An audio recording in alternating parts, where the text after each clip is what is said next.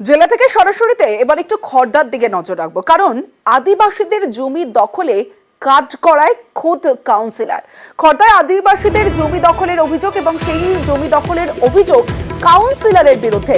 জমি দখল ও প্রতারণার অভিযোগ আদিবাসীদের। সরাসরি চলে যাবো, সুবীর রয়েছে আমার সঙ্গে, সুবীরের সঙ্গে কথা বলবো।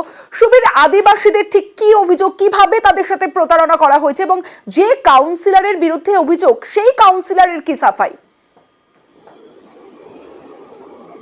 দেখো, খড়দহ পৌরসভার 21 নম্বর ওয়ার্ড কুলিনপাড়া এলাকা, সেখানে আদিবাসীদের দুটো অভিযোগ। একটা অভিযোগ রয়েছে, সেটা হচ্ছে তাদের যে জমি, যে 100 বছর ধরে তারা যেখানে বসবাস করছেন, সেই জমির একদম বেরোনোর যে জায়গা, সেই জায়গা মুখে কিন্তু যে জমি রয়েছে, সেই জমি দখল করে, জবরদখল করে সেখানে পাঁচিল তোলার কাজ উদ্যোগ নিয়েছেন কাউন্সিলর স্বরাজ দাস, স্থানীয় কাউন্সিলর।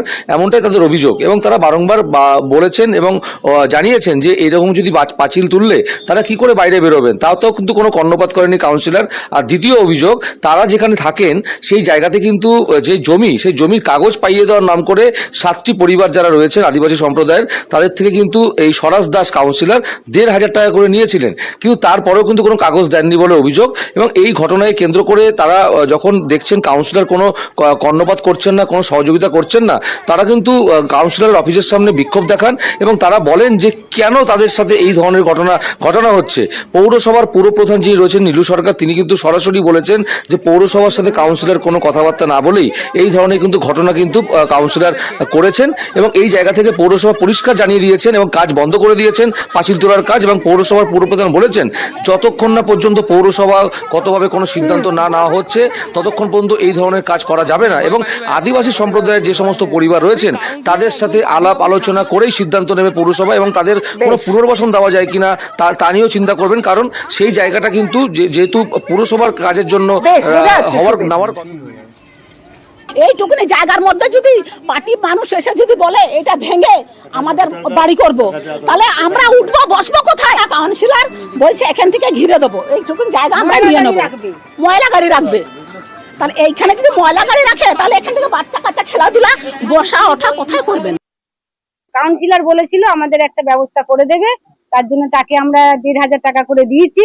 তো সে তো কাগজ পাইনি আমরা, আর হচ্ছে সে কাগজ পাইনি বলে আমরা কোন রকম ফেসিলিটিও পাইনি। না, কিচ্ছু ভুল না, কিচ্ছু ভুল না, একদম ওনাকে আমাদের সামনে নিয়ে আসুন, এখনই দাঁড়িয়ে আমরা ওকে বলবো। আমি না, এটা পৌরসভাপতি, আমি কোনো কিছু নেই।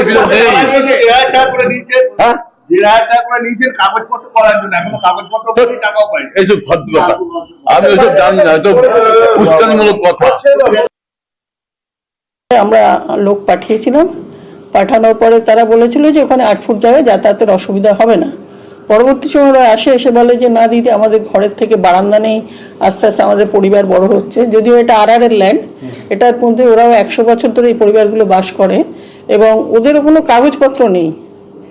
তো আমি বলেছি যে ঠিক আছে, আমি কাজ বন্ধ করে দিচ্ছি, এখন আপাতত কাজটা বন্ধ আছে, আমরা যা হবে ওদের সাথে আলোচনা করেই কাজ হবে, সেরকম হলে অন্য জায়গায় আমরা করবো।